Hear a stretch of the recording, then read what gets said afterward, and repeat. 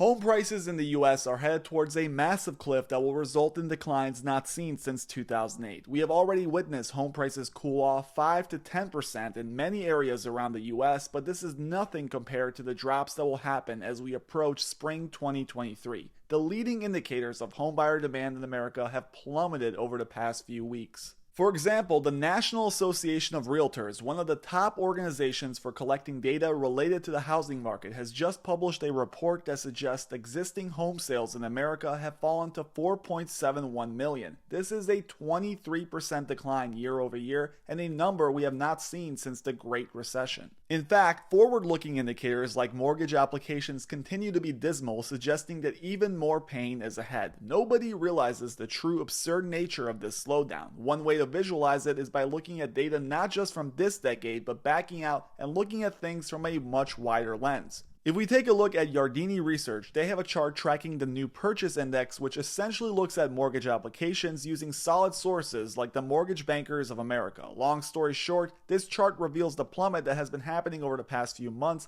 as the Fed tightens and mortgage rates rise to double digits.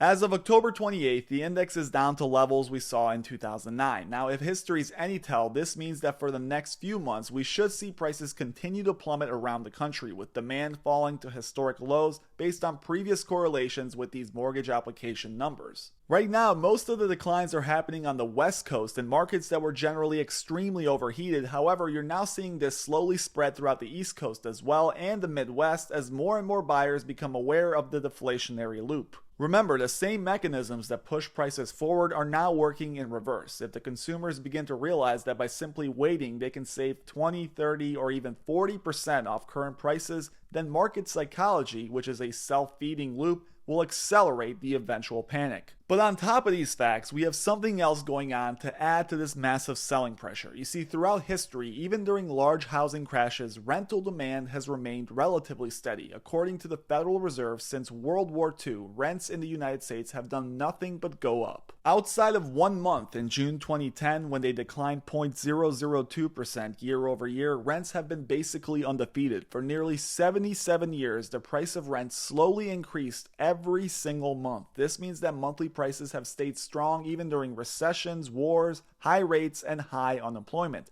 Today, however, this decades-long trend seems to be coming to an end. According to Reventure Consulting, rental inventory has piled up, growing 60% since May of this year. While vacancy rates have remained close to the lows, we are finally seeing these numbers turn around as the consumer gives up on the absurd asking prices we've been seeing for the last 2 years. If you remember the movie The Big Short, the first signs of the crash were in markets like Miami, Phoenix, and Vegas. And if we look at demand, prices, and supply in these areas right now, you can see history repeating itself. ApartmentList.com holds one of the nation's largest rental databases with unique insight into demand, supply, and prices. Their latest report shows that the national rent index fell 0.7% month over month, making it the worst single month drop in the history of the index. Remember, this data goes back to 2017, and all of this mayhem isn't just contained to one city either. This is widespread. Rents decreased this month in 89 of the nation's 100 largest cities in October. Now, of course, all of these declines barely put a dent into the appreciation we saw over the last 2 years, so on the consumer side, you may not be seeing the relief right away. But just like housing prices, it's not the current price that's worrisome, it's the pace of the recent decline. As we mentioned earlier, this is the same thing that's going on in housing. We've seen price declines that don't make much of a difference when you zoom out to pre-2020 prices, but the sheer fact that we're experiencing such large moves in this small 2-month period is indicative of a peak, and just as quickly as we jumped up,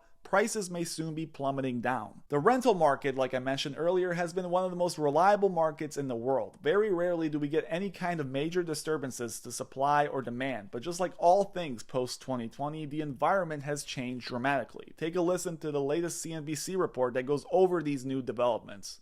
After a record surge in demand during the first 2 years of the pandemic, apartment demand is now falling off dramatically. Diana Olick joins us now with more. Hi, Diana. Hey, Joe. Yeah, a new report now says apartment demand has, quote, evaporated in much of the country due to what appears to be a freeze in new household formation.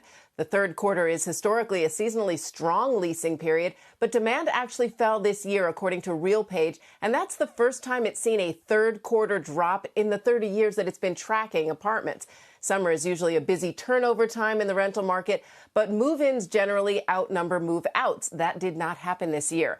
As a result, asking rents, which were already easing earlier this year, fell month to month in September for the first time since the end of 2020. Rents usually dip a little bit in September, but they did not last year.